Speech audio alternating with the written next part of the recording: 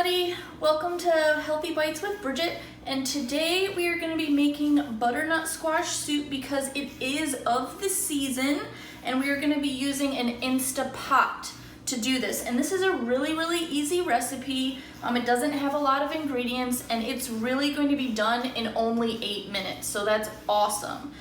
So this comes from a website, Gimme Some Oven. And we're gonna just make some little small changes because I always have to mix it up just a little bit, but mostly I'm following the recipe, and this will yield 6 to 8 servings. So what we're gonna start off with is some carrots, and it said do 1 carrot, but these are pretty small, so I'm gonna use 2. So I'm just gonna cut off the tops, and you don't need to peel these. A lot of people peel carrots, but you don't need to. Because you actually lose a lot of the nutritional value when you remove the skin, and there's also a lot of fiber in the skin. So I'm just gonna dice these up, not super small, but just a little dice. Things in the Instapot cook pretty quickly, so I'm just gonna go ahead and throw those in there. Whoop. We're also gonna use 4 garlic cloves, so I'm just gonna give these guys a smash. And that really helps to take the skin off. And also helps to get out those aggressions that you have, so it's kind of fun. And these are decently sized garlic cloves, and I like a lot of garlic, so that's okay with me. And then I'm just gonna chop these roughly. You don't need to do it super fine. We're actually gonna blend all of the ingredients once the Instapot's done using an emulsion blender or just a regular blender. So that goes right in the pot. You're gonna use 1 Granny Smith apple. And how I do it, I just take the apple, let it sit, and then I'm just gonna cut around the core on the 4 sides. And I'm also not gonna peel this either. Same thing with the carrot, you want to eat the skin on an apple. So then I'm just going to dice this up, kind of similar size to the carrot.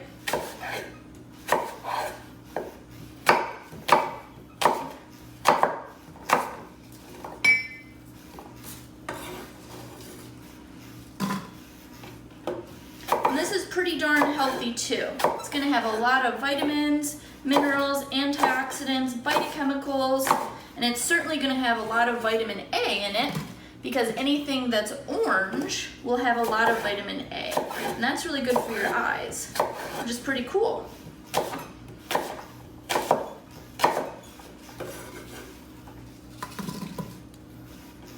All right, get rid of these skins, and then you're going to need 1 white onion.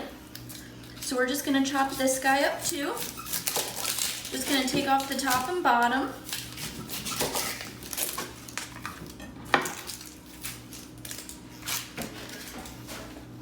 I'm gonna cut it in half and then just take off that outer skin.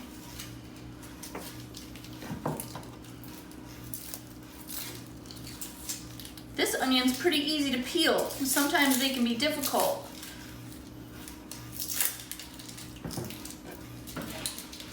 And same thing, I'm just gonna dice it up about the same size as the apple and the carrot.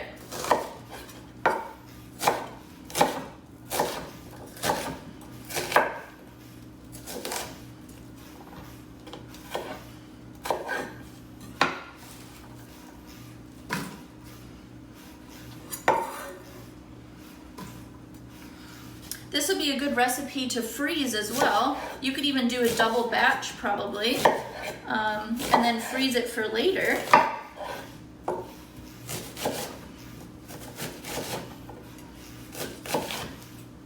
Okay, this goes right in.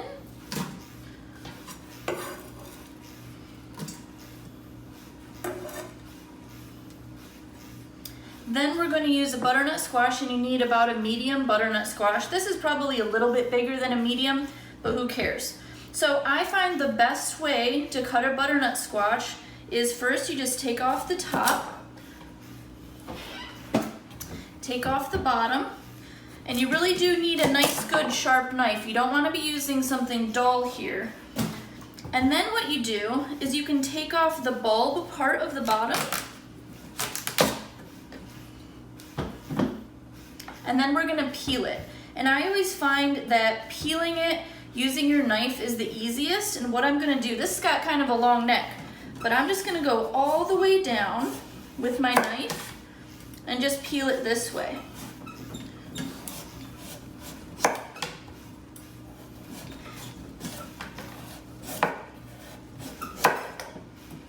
I just think it's the easiest way.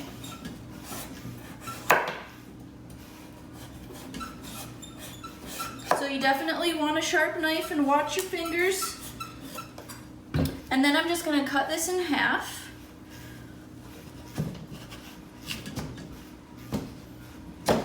And you do have to use a little bit of force. And then I'm just gonna cut it into strips, maybe 3, kind of depending on how big yours is, but you kind of want to get it about the size that you cut your Granny Smith apple and your onion. Kind of want everything to be the same size. It'll cook more evenly. So I'm gonna cut it kind of thin, maybe about 1 centimeter thick here.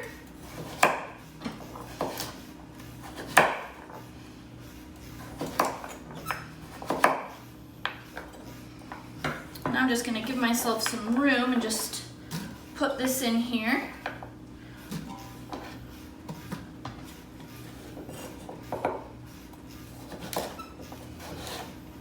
So just chopping the vegetables up takes the longest part. The cooking process is actually very quick.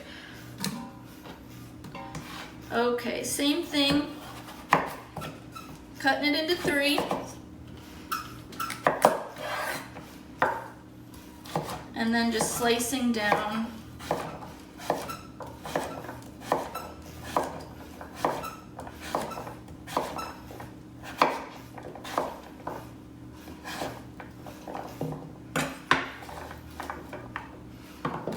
Okay.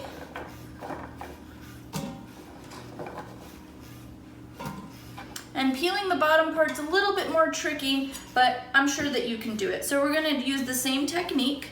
We're just gonna go down. And you know, this is how I actually peel my melons as well. I do the outside, I take off the top and the bottom of the melon so it sits nice and flat, and then I just go all the way around and peel it. Then I cut it in half, take out the seeds, and then you can chop it up however you want. It is foolproof and it is the quickest way to chop a melon, and I really do think it's the quickest way to chop up a squash too, a butternut squash. So then I just have a few little pieces around the bottom edge because it kind of curled in. So I'm just gonna take that out. All right, all done.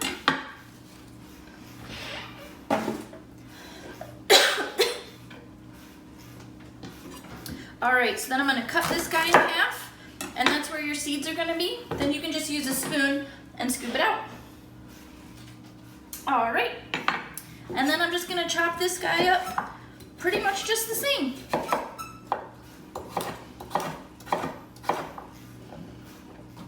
Okay, now we can put our spices in.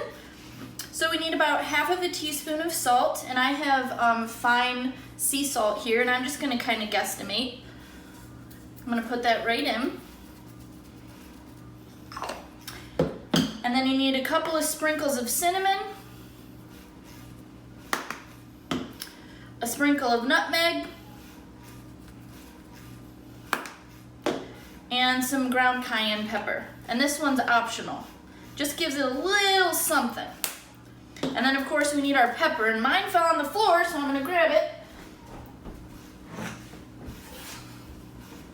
And I would just do pepper to taste as well. Kind of depends on how much you like pepper.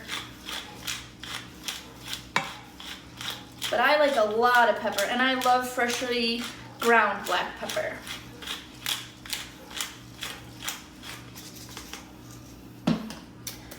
And then you don't want to forget your broth. So the recipe called for vegetable stock, but I had some low sodium chicken broth on hand, so that's what I'm gonna use. If you wanted to make this totally vegetarian, then just go ahead and use some vegetable stock, perfectly fine. So we're gonna do 2 cups. And you always wanna look for low sodium if you can, because you wanna be able to control the amount of sodium that you put in your food. So 1, and 2. And I put just a little bit more because my butternut squash was pretty big.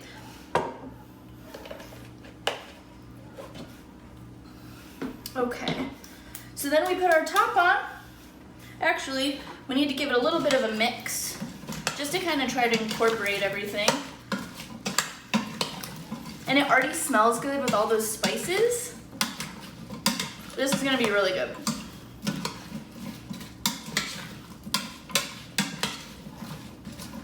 All right, now we put on our top.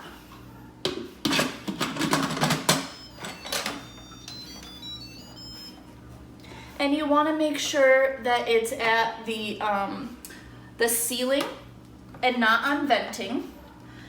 And then I'm just gonna press the pressure cook, and then we just need 8 minutes. And you want it to be on high pressure.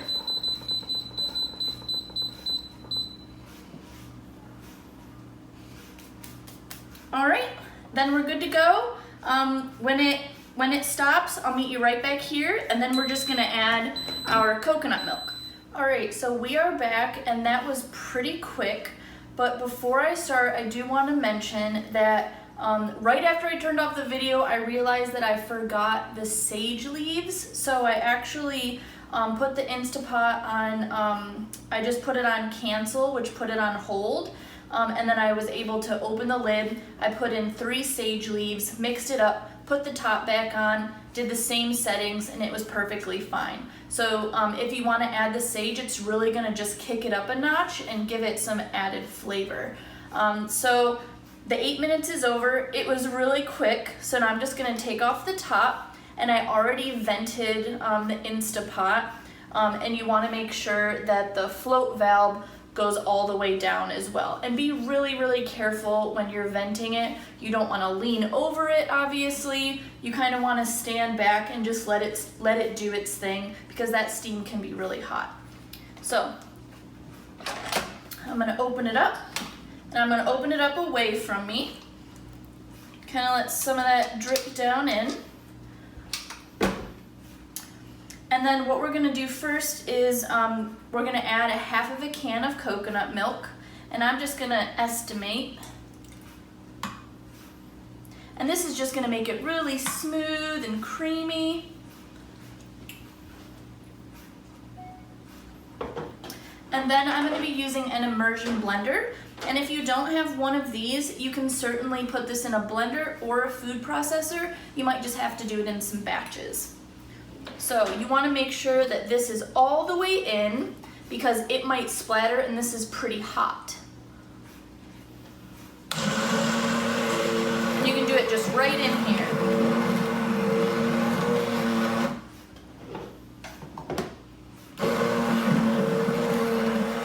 And it really smells good.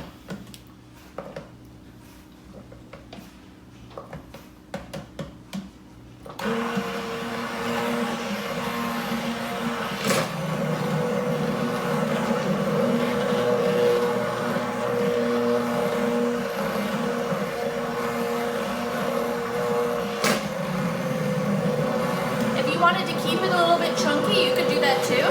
It's totally up to you. But I want to make mine pretty smooth.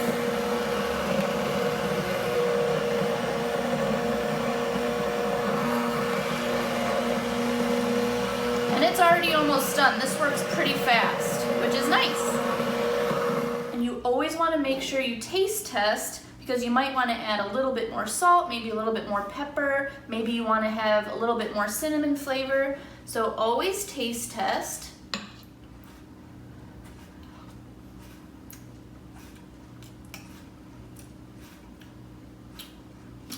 You know what? I'm gonna add just a tiny bit more salt, maybe just a small little pinch, and I'm gonna add just a little bit more cinnamon because I really like that flavor. So I'm just gonna use my emulsion blender one more time. And it's totally up to you. I just like a little bit more cinnamon. It makes me feel like it's the fall mood, right?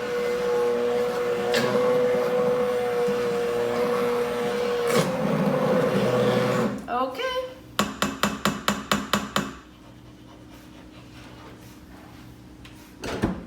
So then it's ready to serve.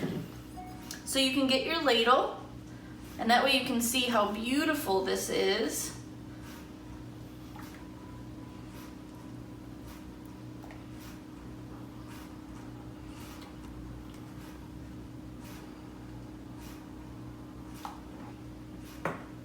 And you can garnish with a little bit of that coconut milk if you like. So you could always drizzle just a little bit right on top, maybe do a little dots on there. Kind of looks pretty. And then if you wanted to, maybe a little bit of cinnamon just right on top. And you have a very beautiful bowl of butternut squash soup. I hope everybody really likes this recipe. It's super, super easy, and it's absolutely satisfying. It's healthy, it's delicious, so give it a try. I'll see you guys next time.